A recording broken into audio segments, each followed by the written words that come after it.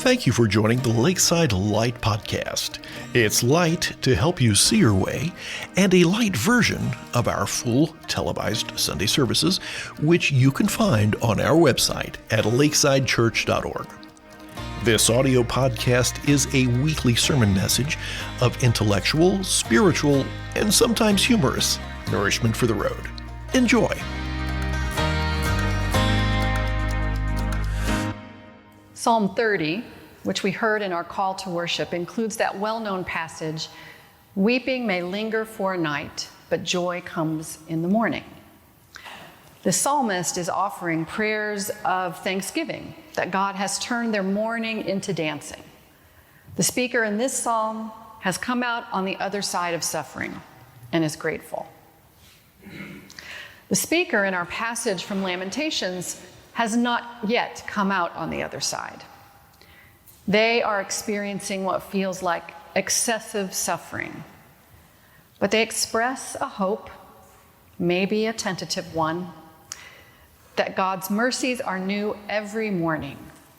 Great is your faithfulness, they say.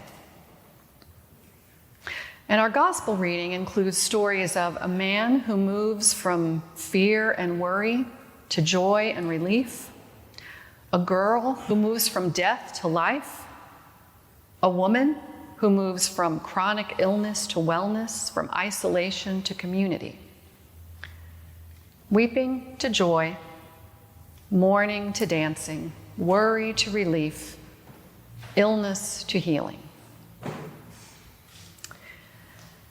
People in the Gospel of Mark often have varied reactions to Jesus, and we have some of that in the passage we heard today. But we also might have varied reactions to these prayers, these laments, these stories. Some of you might say, "Yes, that has happened to me. I have gone from weeping to joy. I can attest to that." Some of you might be suffering right now.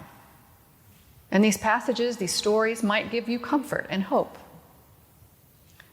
But some of you might say, "Where's my joy? When will I dance? Where's my healing?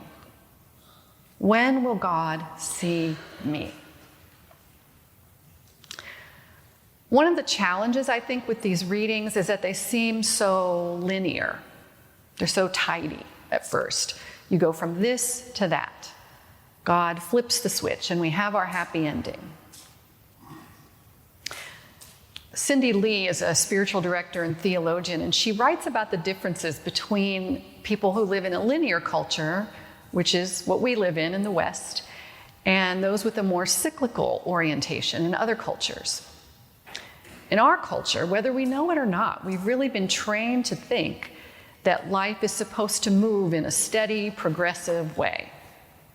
Yes, change can happen and it can be unpredictable and disruptive, but we tend to believe, or we're told, that all change leads to progress. I'll be wiser, I'll be stronger. To our linear eye, these stories might bear that view out. Life, especially life with God, is supposed to lead to joy, to dancing, to healing, period.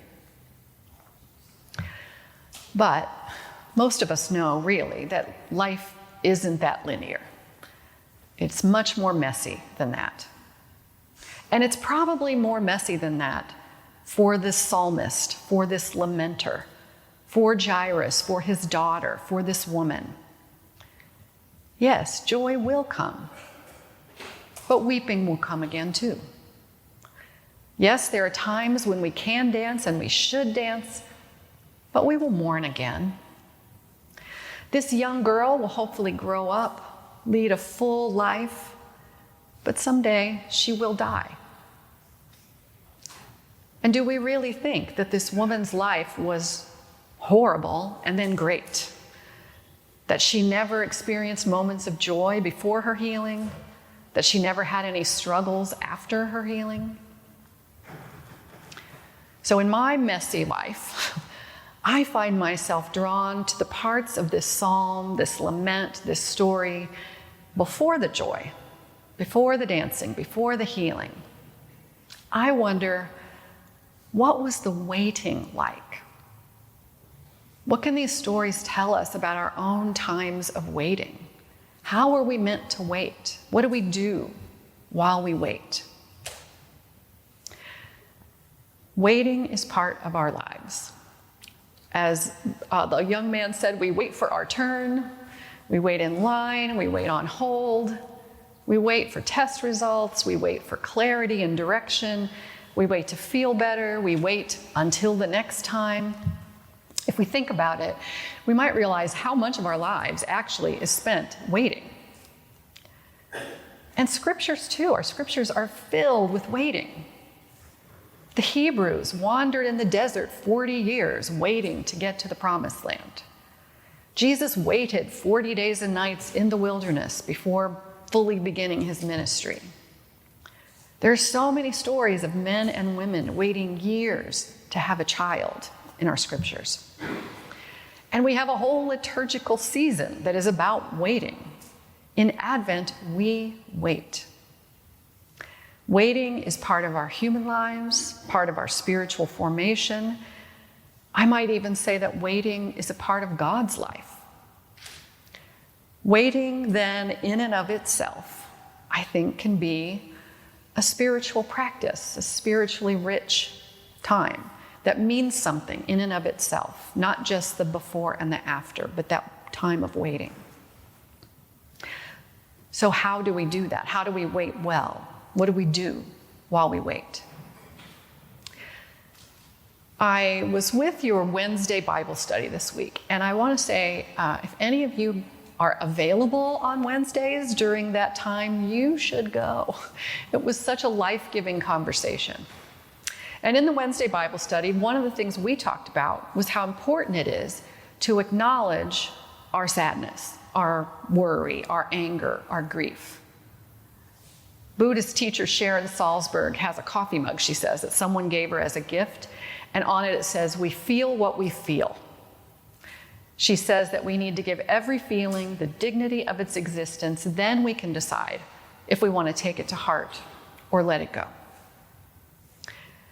And we certainly see that in our scriptures, in the Psalms, in Lamentations, which is all lament.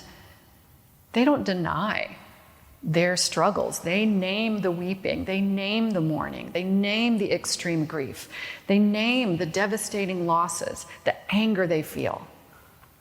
Sometimes in ways that might make us uncomfortable when we read the scriptures, when they talk about how long is God going to be angry at me? We don't like those passages sometimes. But isn't that how people feel sometimes? Don't they feel sometimes that God must be angry with them? Whether that's right or wrong, sometimes that's how we feel. So while we wait, we can allow ourselves to feel what we feel. We can be honest about that with God and with ourselves. Okay, that's one thing. What the psalmist knows and what the lamenter hopes in is that God is faithful, that God's love is always, that joy, sorrow, mourning, dancing, they're all temporary. But God, and all God is forever. So, they remind themselves of that. They tell the stories. They remember times when they've come through a hard time and came out on the other side, and how God was with them through all of it. And I'll bet most of you, if not all of you, have a story like that. A story where you can say, I went through something really hard. And yes, it changed me. It stays with me in some way. But I'm here. Goodness did come again. Hanging on to hope in our times of waiting requires that remembering, enlarging our perspective. It takes courage and persistence. We just keep showing up in our lives and to God in any way we can. Look at the woman in our gospel story. What did she do while she waited? Well, we know that she kept on for 12 years, spending money, going to doctors. And I'm sure there were days when she felt like giving up, and maybe there were days when she did. Days when she sat at home and just felt what she felt. But here, one more try, she gathers herself up, goes into the bustling crowd, and reaches out for what she hopes will be what heals her. Parker Palmer, who's a writer, spiritual teacher, shares often about his bouts with severe depression. And he said that one important thing for him that helped him hang on to hope was recognizing and celebrating his small victories. Maybe one day he got out of bed and got dressed. Maybe the next day he managed to walk to the mailbox. Wasn't over. He wasn't completely well. That switch hadn't been flipped. But small steps counted and gave him hope. So while we wait, we persist. We can keep showing up. We can celebrate our small victories to hang on to hope. So we feel what we feel. We hang on to hope. But I'm interested in that word joy. Do we just wait for it to happen to us? Henry Nouwen wrote that joy does not simply happen to us. We have to choose joy and keep choosing it every day. He says it is a choice based on the knowledge that we belong to God and have found in God our refuge and our safety, and that nothing, not even death, can take God away from us. How do we choose joy? Well, we can choose joy by being awake and aware to the small gifts of each day, savoring them even for a moment. Time in nature, good cup of coffee, our dog's head in our lap, that card we got in the mail, the kindness that other people show us. And I think we can see from these two stories in our gospel reading that Jairus and the woman were anything but passive, waiting around for joy to happen to them. They recognized its source, and they reached out for it. So while we wait, we can do our best to choose joy. Walter Brueggemann once wrote that what God offers us in the darkness is not easy light, but relentless solidarity. And that's what these stories attest to. Our psalmist, our lamenter, Jairus, this woman, while they wait, they did their best to stay open rather than closing off, so that when the time was right, they could recognize the presence of that relentless solidarity, welcome it, be thankful for it, reach out for it. Even if it came in a way that seemed strange or surprising, here it is in this man, Jesus. And they didn't argue it. They didn't quibble about it. They just drew near. Where are you in this process?